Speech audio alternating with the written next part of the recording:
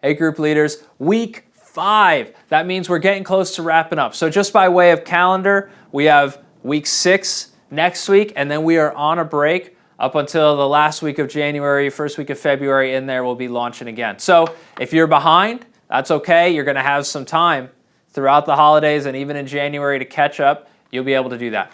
Week 5, we are talking about an ambassador who was greedy. So Pastor Jamie is going to tell the story of Zacchaeus, and we're going to challenge the groups to say, how can we find a way as a group to be greedy? That's going to be your steps to becoming an ambassador today. You'll see a lot of examples in there. One of those is that you can do what some of our groups have done. I was talking with a group leader just this past week about some of these steps and what it's going to look like. And she said, actually, our group did that a decade ago.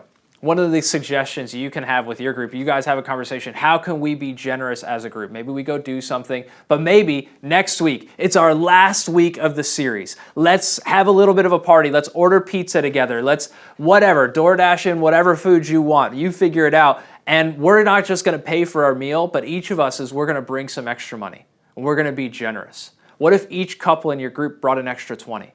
And there's 5 couples in your group, and now you're tipping $100. And in the case of this group leader that I was talking to, their tip for the delivery of 1 pizza for their group, they tipped the driver $300.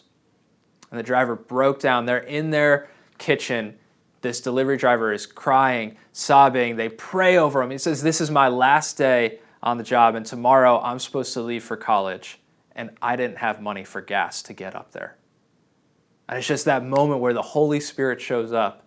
This is us being the King's ambassadors. So let me just encourage you, don't flake out on these steps. These steps are key to walking out what we're talking about in our groups. Find some creative ways to be generous with your group. You will see such great blessings by taking these steps. Have a great week.